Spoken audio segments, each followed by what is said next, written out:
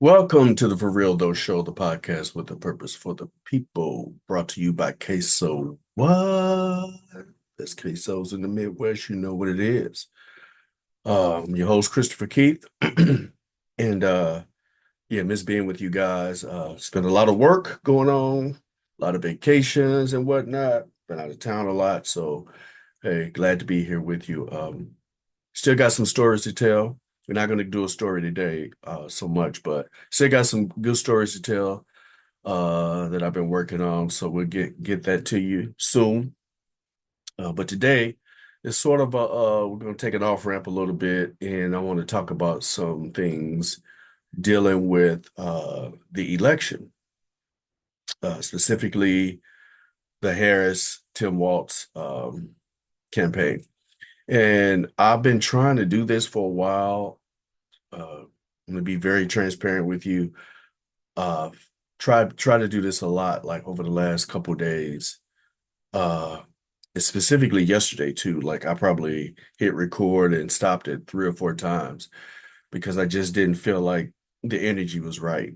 I didn't feel like the flow was right, and had a lot of conflicting thoughts because I've experienced a lot of anger, a lot of anger, a lot of turmoil, a lot, and that communication with some people. So, like I always say, I'm not gonna come to y'all with no BS or anything like that. Agree or disagree, but I'm gonna always keep it a buck with you, um, and speak from my heart, and I want to make sure that I'm doing it in um, the most positive way possible while still being, 100% authentic. So, with that being said, before I get to the political stuff, I just want to share with you that not long ago, maybe a few weeks ago, I started thinking about, I don't know why this came to me, but I started thinking about, what is your purpose, Christopher? If I was to say what my purpose is on this earth, what is it? What are the things I stand by? Uh, if I were to be asked that, could I articulate it? So I thought about it and, I kind of wrote some stuff out that I'm going to share. Uh, I'm going to share those things. And then, so when I talk about the election and stuff like that, then I want you to know that it's through that lens that I speak about. Okay. So if I was to say again, if anybody were to ask, if you was giving my eulogy, what it just got stand for, the first thing would be, again, this is it's in its raw form. I still need to do some modifications and some I guess some elaborations on it in terms of details, but this is the raw version, kind of uncut, if you will. It's the demo, if you will. The first thing is bringing critical thought. Um, and I'm not going to assume you know exactly what I mean by that, but let's just say not just me sharing critical thought, or getting people not just to believe the okey doke, you know what I mean? I've always asked questions. I've always been curious, I wouldn't say, some people may say that I'm a rebel. Uh, I don't know. That could be true. But I don't just be out here wilding, you know what I mean? Like I consider myself a very curious person who asks tough questions, tough questions of society, of authority, of myself, and so I've always been that way. That's in my core. And obviously it's not like I think I know everything because I'm always constantly studying, reading, exploring things, and learning from other people. So to me, life is like a big adventure that way. And if you stay open, there's so much to learn. I'm 57 years old, but I'll never live long enough to where I'll run out of adventures and things to be curious about. So, so that's what I mean, by bringing critical thought, asking tough questions, hopefully spreading that curiosity around so others will also be curious. So, because if you're curious, then you can teach me something, there's so many things that we don't understand, that we don't know, even the things we think we know.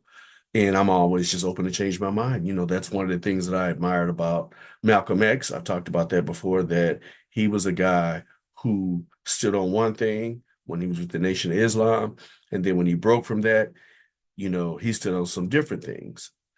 And to be able to do that publicly, means that, that just says a lot about a person, to totally change their game up.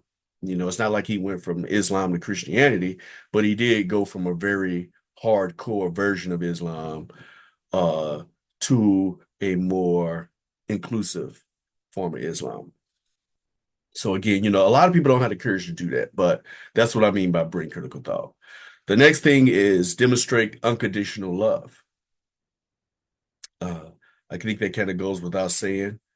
Um, and that just means for me, total acceptance of people, who they are, what they are, to the best of my ability.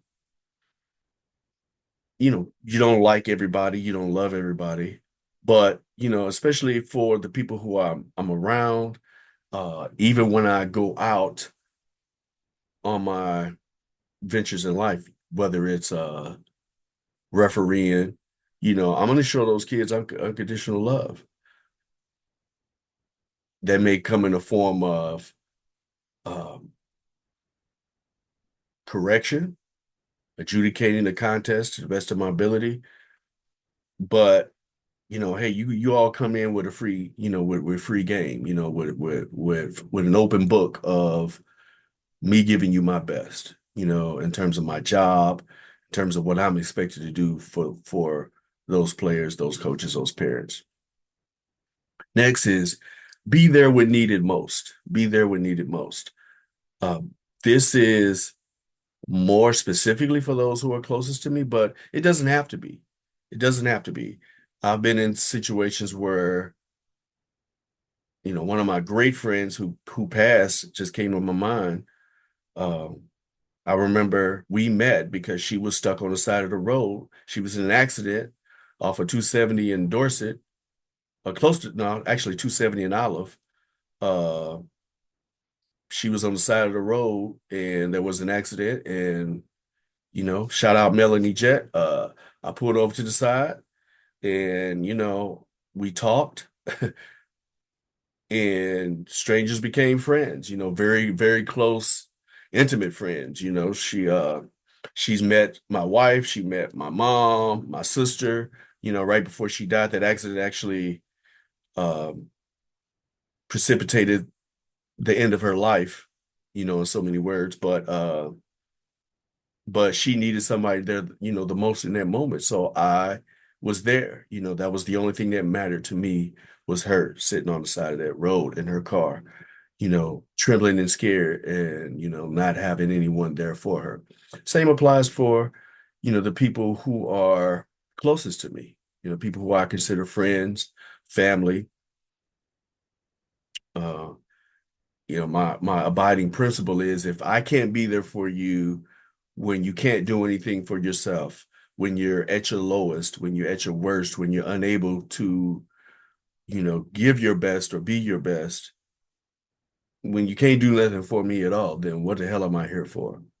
What the hell am I here for if I can't be there for you when you need me the most? Display vulnerability and openness. That's another thing. Again, I get on this podcast, I deal with people who are close to me and who I have that type of relationship with, where they can handle your stuff, or they need you to help them handle their stuff. Then I'm going to be, vulnerable and open. Why keep secrets about my life and, not share my own experiences so that someone else can say, hey, I can do this. I can be better. Oh, wow. If you could do this, I could do this too. You can't do that by keeping stuff in and trying to keep all these secrets. Again, there's time and place and everything. But again, if there's an opportunity and there's a need, and being open and vulnerable will help this situation, then I'm going to do that. That's an abiding principle of mine. Next, be an honest broker or a sincere participant. What do I mean by being an honest broker? So in relating to, just a sincere participant, meaning that even if I'm wrong, I'm going to give you what I'm standing on. And I'm going to be authentic enough and open enough to give it to you straight and even admit when I if I have a separate agenda, then I'm gonna admit that I have that agenda. I'm not gonna hide that agenda or try to use words to spin out and hide what my true feelings and agenda is on a certain subject. So as we'll begin to talk about this election, I've dealt with people, who are not honest brokers. They're not um sincere, authentic participants. You know what I mean? They have an agenda, they have a bias that is very particular towards whether it's Democrats, whether it's Black women, that sort of thing. So, but and when you're an honest participant and an honest broker, then you're open to listen as well as talk. You're open to give as well as to receive. Your hand is open to give and receive. It's not just your closed fist, right? It's not just your closed fist. This is what I'm standing on, No, you're like this because your truth doesn't need this.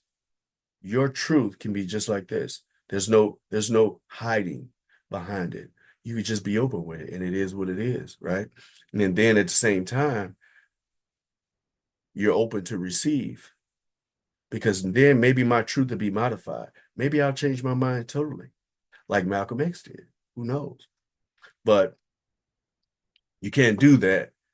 You can't do that with a closed fist. If your heart is closed and you holding on to your agenda, then you certainly can't perform, you know, these duties the way you should.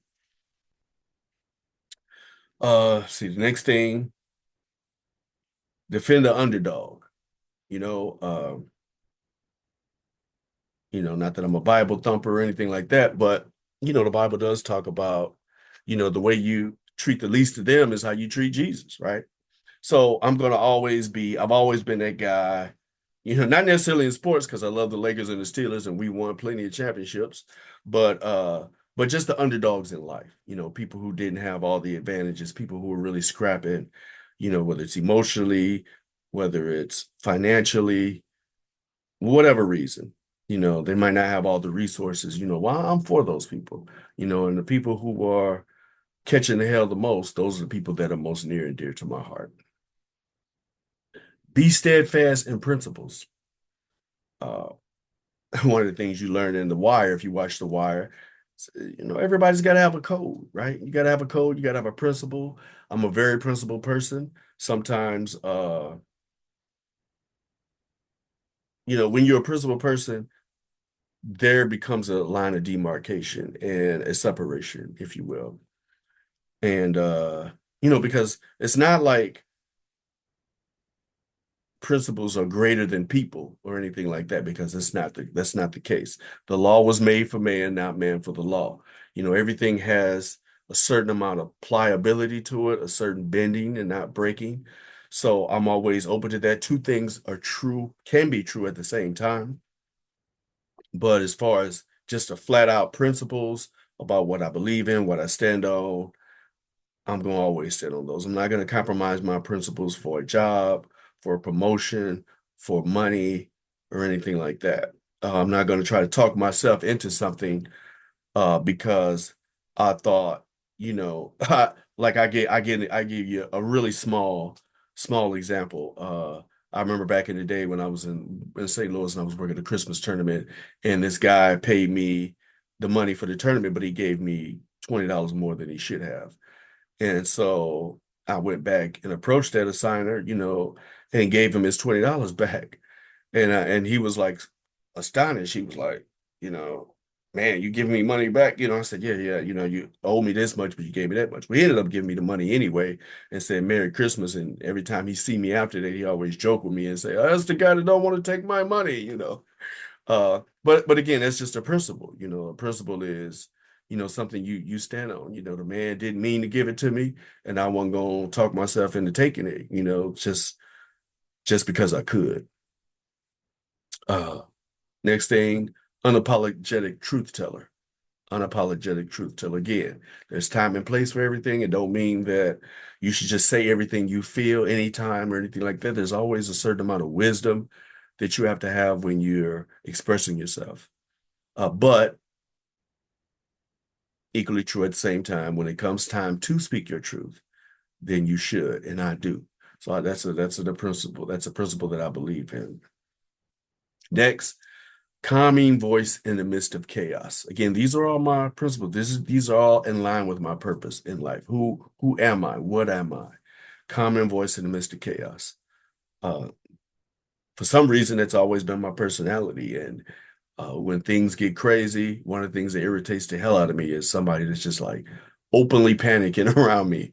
Like, when I say openly, I mean with their voice, like, oh my God, we're gonna die, and that kind of thing, like, watch out, that kind of just, I'd be like, oh, shut up, I'd be people on TV, slap them because I can't function that way, when things jump off.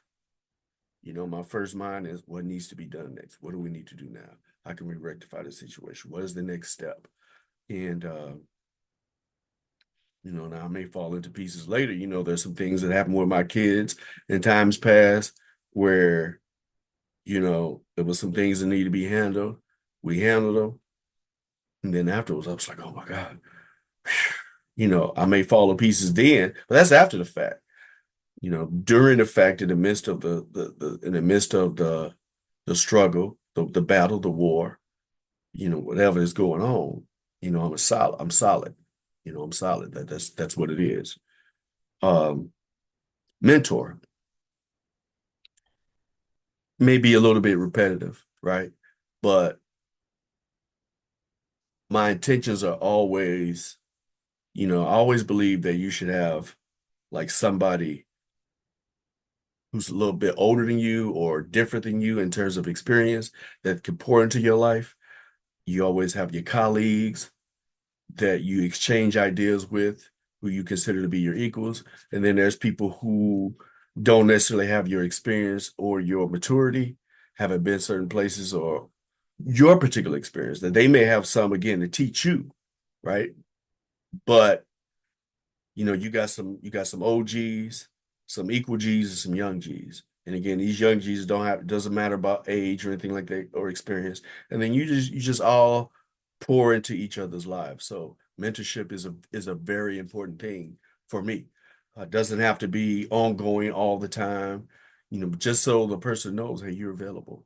And then not only are you imparting into them, but you're also open to receive from them because you can learn from anyone who's willing to teach. Again, if they're honest brokers and sincere participants. We're going to go back to that because everybody's instructions ain't worth a damn, you know. And the last thing is give my life for what I believe in. And when I say give my life for what I believe in, do I mean literally death? Yeah, if it comes to that. But when I say give my life for what I believe in, then that just means investing what you have to give, whether it's time, whether it's finances, whether it's, again, insight, whether it's the benefit of your experience. There are many things to give that don't involve money and it don't involve you, literally giving your life to death, but just, anytime again that you invest in something or invest in another person, that's giving. That's giving. And when you're, again, an honest broker, a sincere participant, an open, authentic individual, and that you're giving and sharing what you know, what you've learned, then that's a beautiful thing. That's what I stand on. So in a nutshell, those things are who I am. It's what I am. And in times when I may, get into some conflict or some confusion or some hurt, uh, then I want to make sure that everything I do is through the lens of what I've just shared, right? I want to give it through that because I can also, on the flip side, I can also be just as petty.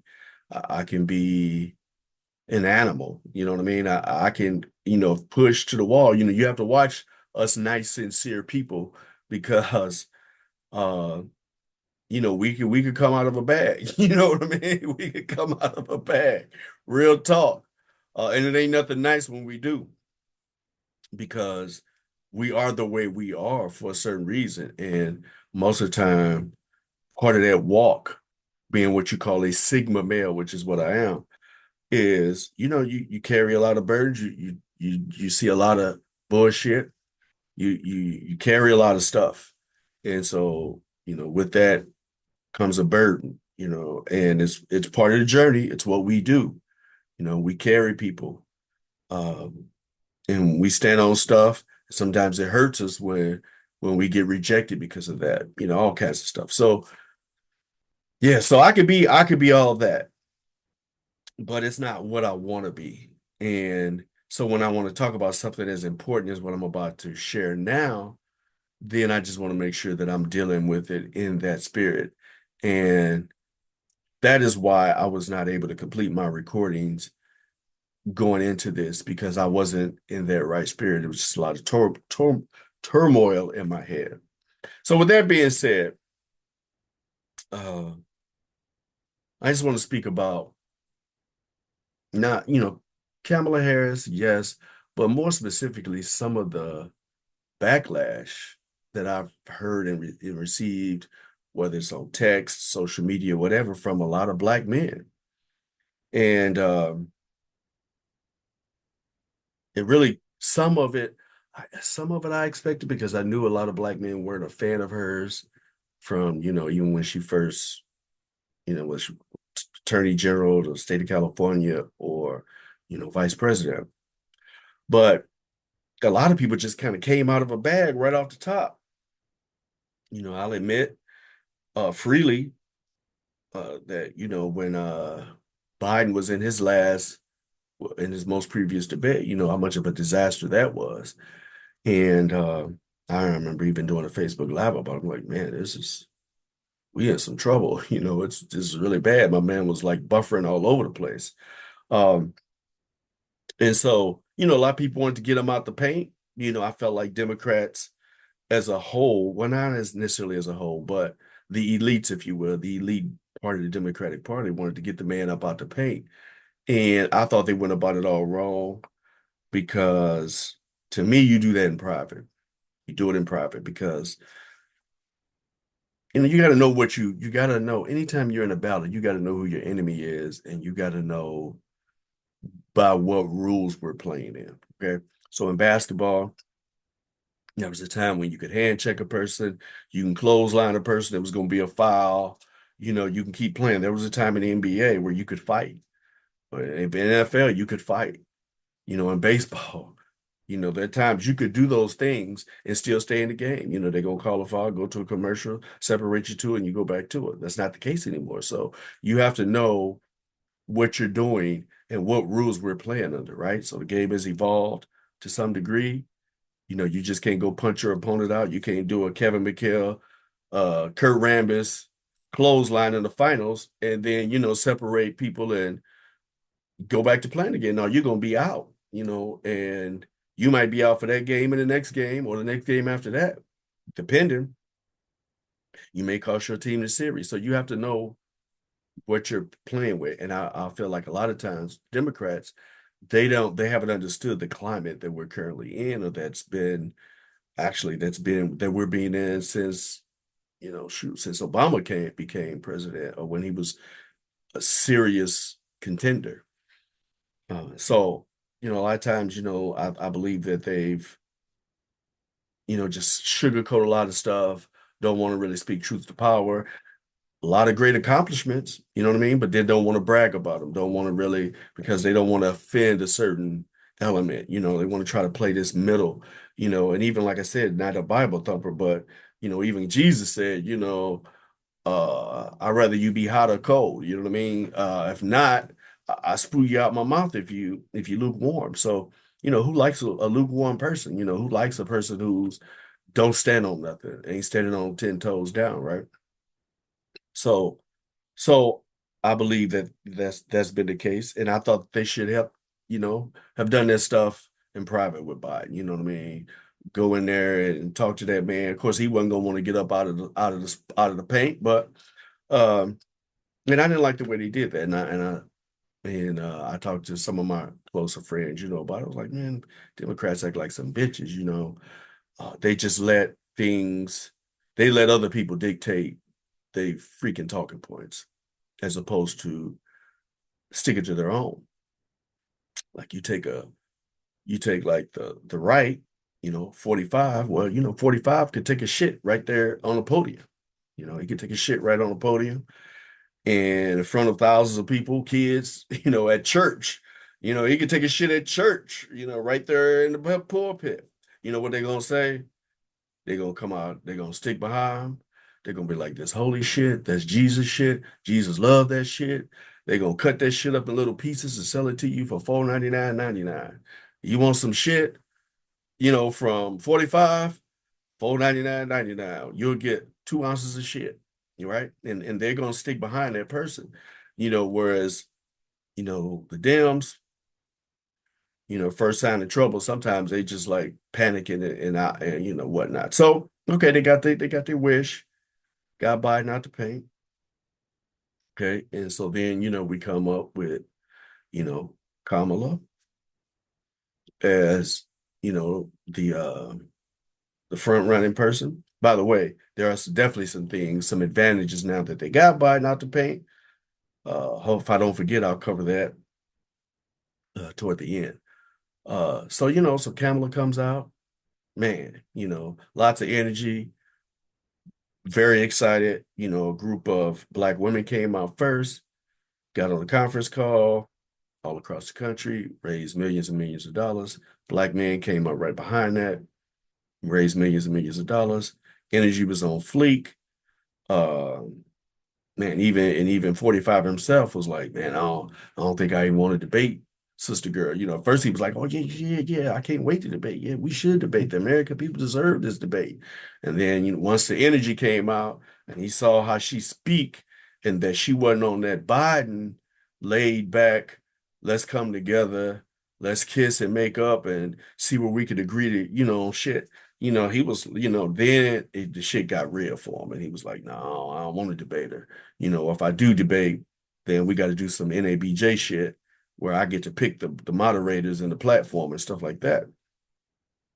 So yeah, so I started seeing something out of her that, hey, I ain't finna back down. I'm not finna sugarcoat. I'm not, matter of fact, uh, when Biden stepped down and Bibi Netanyahu came scrambling and frazzled on the plane from Israel, wondering if he could keep the genocide going freely and openly. Harris wasn't even there, you know. So she was like, I ain't gotta go, and it's not to say that she won't be an ally because obviously she would. It's American policy to be an ally to Israel. But uh did it mean that she was just gonna not say nothing, free reign, free open, you could just kill whoever can get it and keep killing innocent children and stuff like that, and women and all these young people just taking over their land? Well, that might be a problem. So she didn't show up. I ain't got time for that right now. I'm doing my thing. And I thought that was a really strong position to take. To me, I'm like, okay, I see you working because again, you got to run your own. You got to stand on some principles. Right? If you're a candidate in this climate, you can't be bullshitting. You got to stand on some principles. But so at the same time, I'm hearing these other Black men who just coming after her. And first thing was talking about her record as prosecutor. A lot of that shit was lies. I ain't got to go through it. You can look it up yourself. But just really just dogging her out, and then at the NABJ, 45 comes out and talking about how she ain't Black, and excuse me. And I was really tripping off of how a lot of brothers came after her jumping on that narrative that she ain't Black. I'm like, okay, AKA Howard University. Like, this is back in the fucking 80s, early, late 70s, early 80s, right? This is like, I mean, how many years ago was that? This is several decades ago. Yeah, she's, Asian mom, black dad or what have you, Jamaican dad, whatever. I'm not sure all the aesthetics, if I'm not 100%, but it's like it don't matter. She's been a black woman all her life. And that ain't never been no question. It's documented. It's documented. But they allow a criminal, uh, a person who they know hates them, a person who, again, I ain't gotta give you the resume or nothing like that. You already know what it is. But a lot of cats I know were picking up on this narrative, and they get it from YouTube. A lot of people are just like these YouTube scholars. You know what I'm saying? And a lot of like the best thing about social media, about having a YouTube channel, you get somebody like me, who gonna try to come on here and give you the truth, who gonna be a square, a straight shooter, right? Stand on 10 toes down, able to talk to me, able to change my mind if your shit is tight, you know, curious, et cetera, et cetera. The worst thing though is that the same stupid motherfuckers can get on there and just say whatever. And a lot of times these guys are funded by the right wing. Uh, they're funded, and I could just say right now, if I want to be a rich black man, I could be rich right now. All I got to do is start talking about nigga this, nigga that, niggas ain't shit. Y'all need to get a job. Y'all need to stop killing each other, and start being better fathers and shit like that. I could say that shit, and I'm gonna get funded. You know what I'm saying? I'm gonna get funded. Um, it's no doubt. I'm gonna have a platform. I'm gonna be just like Wesley Bell, who took almost $10 million from AIPAC to oust Cori Bush. We'll get to that later. But so these people are taking up a lot of these brothers, again, are taking up right-wing talking points to defame a black woman running for president. And I really tripped off that. And I was like, as angry as I got about some of it, and the anger came because I'm dealing with these people on social media. We in text chains, we in group chats and stuff like that. And when it come down to, I kind of started off defending the sister, Sister Kamala. I started off there, and then I was like, you know what? Why am I wasting my fucking time? Like, this is stupid. This is stupid. We're not talking about just like regular critique. We talking just some stupid bullshit. And why am I letting these motherfuckers put a whole narrative that I got to try to defend? No, I ain't gonna do that. So I was just like, okay, until one brother in particular, I was just like, hey man, hey, it's all right. So tell me, break down your boy's agenda. Give me his top 5 selling points, right? And these people couldn't say nothing. Like they would just get sarcastic, make a joke, that kind of thing. But they couldn't do it. So they wanted me to spin around and around on this Kamala thing. Is she black? Is she for black people? Do she care about black people? Yada yada yada. And I'm like, we talking about the wrong shit. It ain't but two motherfuckers running, right? It ain't but two motherfuckers running at the end of the day. I want a third party. It's too bad we only got two choices. Yeah, yeah, yeah. And I'm like, okay, that's all good. That's all good. Start a third party then. You know what I mean? Because the party's gonna have to be funded. But in this case, in 90 something days or whatever, it ain't but two motherfuckers on the ballot. It ain't but two visions out here.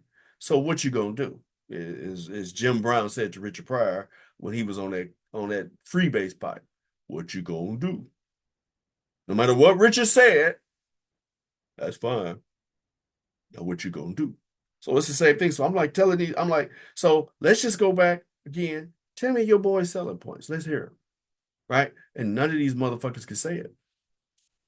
One dude, who I consider, a good friend, you know, uh, he sends out a text on a group text, and it's like, it's some dude talking about how Kamala claims her Asian heritage, but not her black heritage.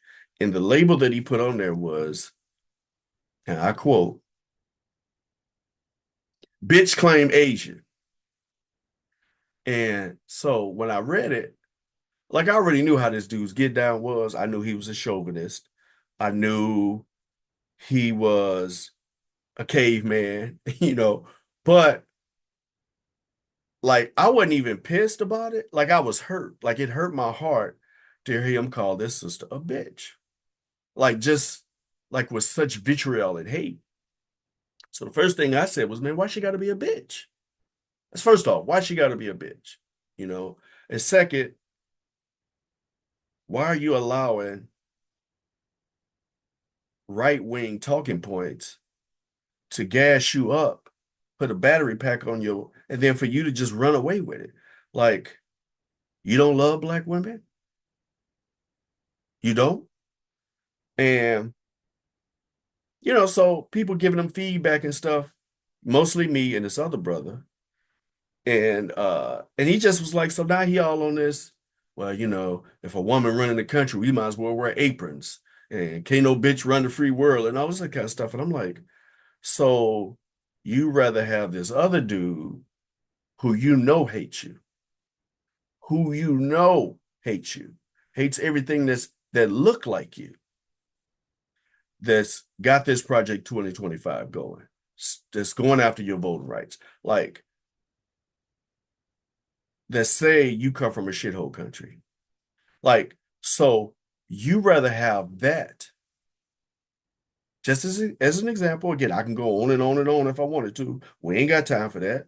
Uh, just as an example, you rather have that than a black woman who is educated, who has accomplished, who has ran things before, who has a resume way colder than yours. I mean, let's face it, her resume, her level of education, her accomplishments, they killing yours. They killing yours. Uh, and I also said it's really a shame that her powerful femininity makes you question your own masculinity. And I just said that's a very sad thing. It's a very sad thing, to do. And again, when I question them, okay, well, same question. Okay, give me your boys top five, hell, top three, shit, top two, selling points. And all he could do was make jokes. And I'm like, okay, no, we not playing, we not doing smiley emojis, laughing emojis, nothing like that. We just talking serious biz. Give it to me. Give them to me. And so his thing is like, well, Chris, you think you're a politician. He's still doing the same shit. And I'm like, okay, so basically what you cannot defend, you choose to deflect. Fine. So again, it goes back to one of my codes, which is be an honest broker or a sincere participant. If you're not gonna be an honest broker or a sincere participant, then I ain't got shit else to say to you about it. Because the more I talk, the dumber I get. Because I'm talking to an idiot. I'm talking to somebody who has biases so bad that they try to use what they call a logical arguments, but then when you defunct that shit, they can't do nothing but get mad, call you names, say you soft, sissy, you sensitive, this, that, and the other. And I was like, so it's like, but I go back to this again. Again, I did this podcast before in defense of Black women, and we don't, as a group, not all of us, certainly not all of us, but a lot of us, far too many of us, hate Black women, specifically Black women in power. Uh, and this kind of goes along, especially religious lines, that I found. Um, One brother, he claims Christianity, so he was one of the people that always want to joke and stuff like that. But when you ask him for the selling points, he can't give them to you because he know there are none, right? Uh, a lot of people who are Muslims, some of my brothers who are Muslims, they'll look at a Nuri Muhammad or this Muhammad or that, the talking heads who speaking out against Kamala, and they always got something raggedy to say, but then again, they're never in the mix in terms of dealing with legislative change, dealing with political theater or law, law drafting. Like they're not in that at all. And when you look at it, they only come out when there's some raggedy shit to say about Democrats because they don't say shit about the other side. So case in point. Let's look at the so-called squad. You got Ilhan Omar, a Muslim. You got Rashida Tlaib, a Muslim, right? All the attacks they take from the right. I ain't never heard no Muslim stand up for her. I ain't heard nobody in the nation stand up for her, for them. I haven't heard Nuri Muhammad or any of these other cats. Shit, I could look their names up, but just name them all because I ain't seen them. Some of these young brothers who are out here, they got the bow tie, they got the Chris suit, and they talking shit about black empowerment and we need to own our own shit. We need to this, we need to that. But these motherfuckers ain't never supporting the people who are actually in the trenches doing the legislative work. You know what I'm saying? I talked to a brother, this close friend of mine, before about this. I'm like, oh, where Farrakhan at on this? Well, normally they don't talk about politics. Oh, the hell they don't. They do. They do. They absolutely do. But when it comes to these women out here, it's like they can't be in power. See what I'm saying? Cori Bush, again, she just got beat by a brother who we wanted him in initially because he got Bob McCullough out the paint. If you don't know who Bob McCullough is, Google him. One of the worst St. Louis prosecutor, St. Louis County prosecutor ever. Probably one of the worst in the history of this country for black people specifically. So we supported that brother, got him in the seat, had faith in him. So then he lets these people from AIPAC come in because Cori Bush is out here saying, hey, y'all need to slow down on this genocide. You just can't be fucking giving it to everybody and just blowing this whole thing up, and so these Jews, these radical right Jews, funded his ass. He took the bait. Hill Harper didn't take the bait. Okay, look it up. And so she out. So where was these Negroes at in the meantime? Where weren't you standing up for her? So again, when they continue to blow up Palestine, when they continue to take over their land, then same motherfuckers gonna be saying, see, the Democrats, they don't do nothing for us. See. That's what they're gonna say. But then when it come time to do something, when it come time to participate, Curtis Mayfield, if there's a hell below, we're all gonna go. Everybody's saying and everybody praying. But when it come to do, everybody laying.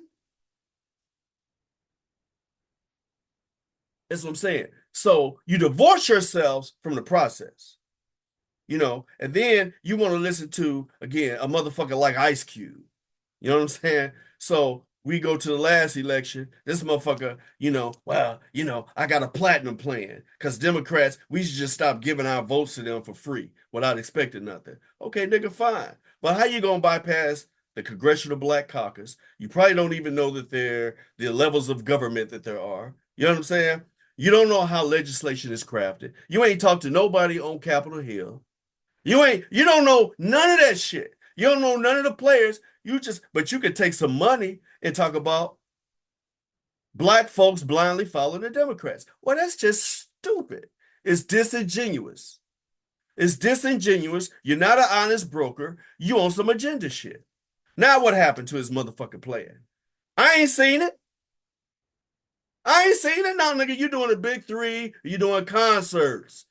That's why I ain't go see his ass when he came to Columbus. No, man. Fuck that. I'm off that. And so, too, I would encourage you all. Number one, get tapped in, man. Get tapped in. Get you some knowledge. There are places on YouTube where you can get some knowledge. But, man, you use your Google search or whatever. Look up some news articles. Don't just buy into this bullshit that people telling you, especially when they're trying to talk against a black woman who's progressive. They come up with this word conservative versus liberal, but really it's not really conservative. It's really regressive. It's progressive and regressive. That's what we're dealing with. That's what we're dealing with. But the motherfuckers that's regressive, they only regressive on your shit. They're not regressive on they shit. You know, again, they want to take away a woman's right to choose or for her health care.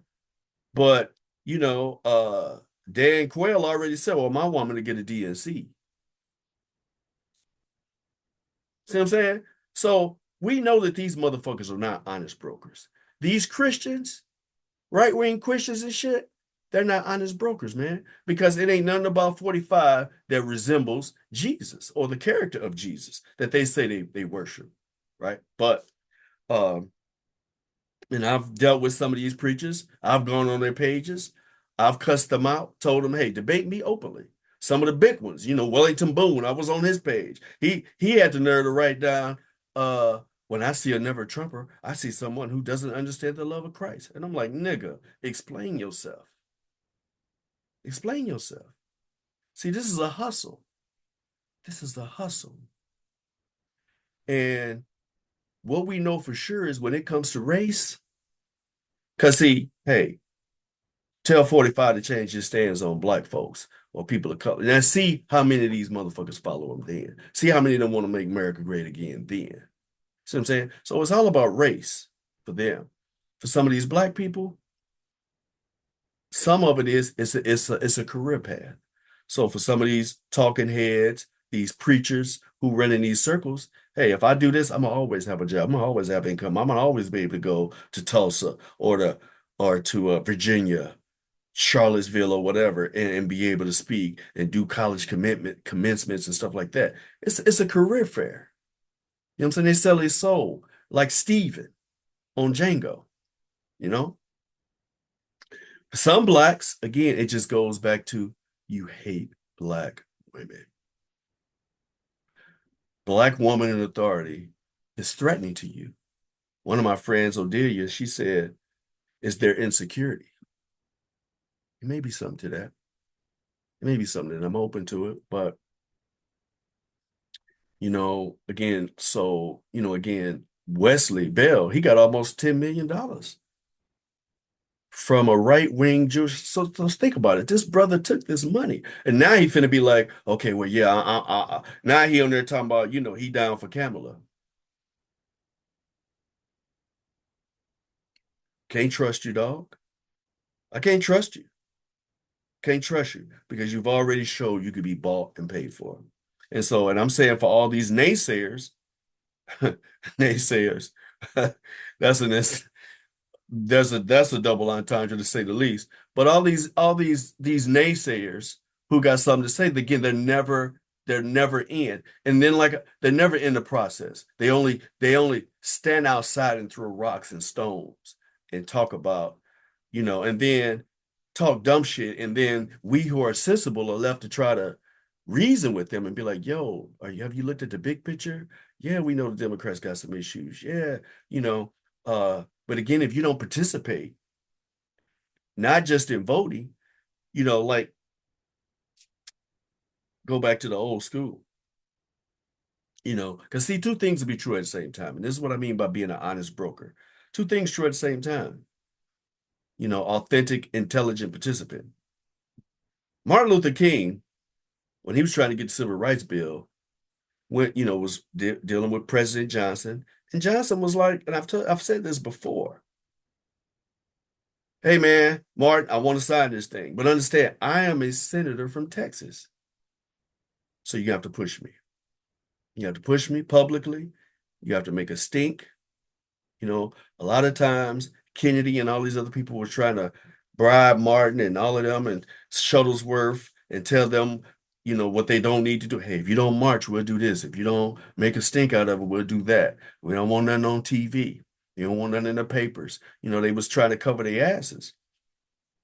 And so those guys had to make a decision about when they was going to protest, when they was gonna march, et cetera, et cetera, when they was gonna call a news meeting, this, that, and the other. So Johnson knew and Martin knew, excuse me, that he had to push them to get the change that he wanted. You can't just vote, put the motherfucker in, and then step back. So, but that ain't what we doing today. These same naysayers, they might vote, and then once you get in, they out. They out, they out. They just sit back and wait. And then one of them said, well, the gays, they Biden signed this stuff to help, to help the gays. I'm like, yeah, that's cool, but the gays came with a package. They came with a package. They was unified on some shit. Do you think gay people are a monolith? That's ridiculous. Because black people, there are no people who are a monolith. Only races are a monolith, right? Uh, but just overall, as far as people in terms of their, demographically speaking, we're not a monolith. We come from different backgrounds. Where some of us are rural, we're country, we're city, we're on the block, we're on a farm, or what have you. But if we're not in the mix, then again, the gays had a package. We don't have a package as black people. We don't have that package. Why? Because niggas like Ice Cube come in talking about this, that, and the other on the outside. You never been on the inside. You never talked to a congressman, a black congressman. You never talked to Hakeem Jeffries. See what I'm saying? Because you own your shit. Right? So when you got all this division and you can't even stand behind a black woman, there's a lot of shit we could have got out of Obama. And there was some good shit Obama did and some not so good shit Obama did. I had plenty of beef with Obama for different reasons. Even when Kamala first came out, he acted like he didn't want to support her off the top. He was all playing the middle. I'm like, nigga, you better come on. You better come on. Stop bullshitting. You know what I'm saying? He finally got his ass on. See what I'm saying? So, because I'm an honest broker, I don't have sacred cows. So now, again, two things being true at the same time. Those same brothers that knew in the civil rights era, who knew how to push for what they got, for what we are enjoying today, them same motherfuckers didn't want no woman either in the pulpits. They didn't want no woman speaking. They didn't want no woman out there. Now, King, he had children arrested because it's like, yeah, you fighting for your own freedom. Get out here. Let them see them arrest some children. But when it came to the March on Washington, the woman that got up was a Mahalia Jackson, and she didn't speak. She sang because they didn't want no women speaking. When Coretta Scott King made the King Center and collected all that money, Jesse was mad about it. Abernathy was jealous. All them cats, man. They did some great things. They put their lives on the line. And they was on some bullshit when it comes to black women, their roles, their value. And as much as they've carried us all these years, now we're going to diss them? I mean, I go back again to Tupac. What did Tupac say? And since we all come from a woman, get our name from a woman, and our gain from a woman, I wonder why we take from our women, why we rape our women. Do we hate our women? The sad truth is, a lot of us do. And that's a sad, sad thing. So as we close, I just want to say, number one, get yourself on game, man. Number two, when I say get yourself on game, I mean, get some knowledge, get tapped in, not just nationally, but locally. Find out who your senator is, who your congressperson is, who your state rep is. You could just do a little bit of search. You could do a little bit of search for 10 minutes a week, 15 minutes a week. You know what I mean? And you're going to be better off. You're going to know a little something, something. Number two, don't let these black folks, these black, ignorant people who are not examining themselves, who are not honest brokers, who have an agenda, don't let them get you off course. There's two motherfuckers in this election. One that, is not going to be perfect, but definitely suitable and definitely got some good things going. And one that's really telling the motherfucker already, hey, vote now and you'll never have to vote again. Again, the records are pretty clear. You know, make sure you know what time it is and you stay on point. Okay. Uh and the last thing is don't let these people gas you up to where if you got the energy to go back and forth with them, that's fine. I've decided to get off that narcotic. You know what I mean? I'm not going to do it no more. If you're not an honest broker, if you're not a sincere participant, if you're not authentic, I ain't got time, man. I ain't got time. I don't have the energy. I don't have the bandwidth. Uh, hey man, fuck it. Do you. Do what you got to do. But I'm not going to waste my knowledge. I'm not going to waste my spirit. I'm not going to waste my intelligence. I'm not going to pour myself out on some people that's just on some bullshit. And again, I got some brothers that are doing that still. It's okay. Like I respect it. Uh, sometimes, a lot of lies are told and repeated, so people end up, taking them on. The same thing can be for the truth, that you keep telling the truth over and over again, and maybe some people believe it. I just think it's a futile thing when people aren't when people on some bullshit and they know they on some bullshit, they just ain't gonna admit that they on some bullshit. So that's what I would suggest in dealing with this. Definitely get your butt out and vote, uh, locally and nationally. Uh, I ain't gonna lie, I'm gonna put it out there. Vote for Harris. Vote for Harris and Walz. I love Walz.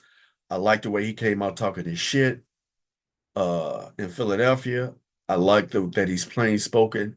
I like that, he ain't zigging and zagging or trying to get along with a motherfucker. He telling you what it is. I love that. I love that. I think people will really be able to relate to him.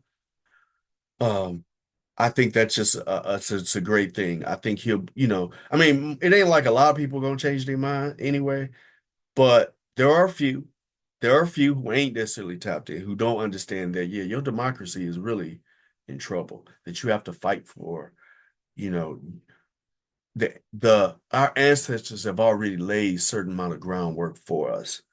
And it's up for us to keep pouring into that and building on that foundation so that our children's children, children can benefit. I'm concerned about my children and my grandchildren. I really am. Uh, so yeah, do what you want with that. Last thing I'll say is, since Biden is out, that I wanted to get to that. Um, man, I think he got opportunity to do some things, like, hey, remember the Supreme Court said being an act of the presidency, you can do what the fuck you want. I suggest he do what the fuck he want. You know, Obviously before into January, he's gonna get his pardons in and that kind of thing. That's tradition, you know. But hey, man, you gonna stack that court? Stack the motherfucking court. Stack the motherfucking court. I said what I said. What they gonna say? I saw one of the motherfuckers, I think it was Neil Gorsuch, was on Fox News Sunday, and he was like, yeah, the president better be careful. They was talking about Supreme Court reforms. He's like, better be careful. He better be careful. I'll be like, motherfucker, I'm the president. I'm coming out there holding my nuts, sticking my chest out. You motherfucker said that as president, I can do what the fuck I want to do. It don't start if 45 get in there. That ain't what you said. You didn't postmark the shit. You said the motherfucking president can do what the fuck he want. Now, granted, they figured buying an old punk anyway, he ain't gonna do none of this shit. That's cool. I think he should be doing this shit. Time and place. Time and place. You got a couple months. Maybe they want to wait and see what happened with Harris in the election. I don't know. But I say before he leave this motherfucking office, he need to stack that court. He need to do whatever he gonna do with them student loans or whatever. Affordable health care, ACA, protecting that. It's a lot of shit that he's standing on that he could just mandate that shit as motherfucking president. Definitely stack that court though.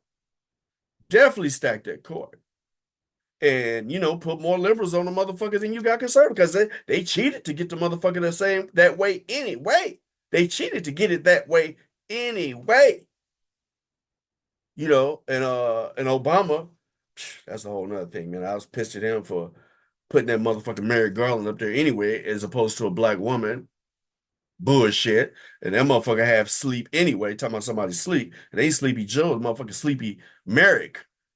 You know what I'm saying? Yeah, whatever. So yeah, but you can change history, change course right now. What they gonna say? If you take it to Supreme Court, what you gonna say? Neil Gorsuch? What you gonna say, Clarence Thomas? Oh, I can't? How you figure? I got your paper right here that says I can. This is what you wrote. So to me, and the best part about it, Vice President Harris has plausible deniability. Wasn't me. I didn't do it. I didn't do it. He's the president. I'm not the president yet. What you think about it? I think he's the president. I'm loyal to the president. I can't tell him what to do. When I'm president, I do what I do. He's the president right now. See what I'm saying? So he could do his shit, and she ain't even got to take the heat for it. I mean, not for real, for real. They're gonna throw it at her anyway. They're gonna throw it anyway. But yeah, man. So anyway, I've taken enough of your time. Thank you for being with me. Thank you for listening. I appreciate the time that you've invested in this video. Like, subscribe, share if you digging it. And man, just stay knowledgeable out there. Again, we're brought to you by Queso. What? Best quesos in the Midwest. Queso Philly, Queso Caribbean, Queso C, all them quesos, man. Freshly uh made to order every single time. Pops ups is like every other week. Uh, you know what it is. So get on that. Y'all stay safe out there. I'll see you next time soon.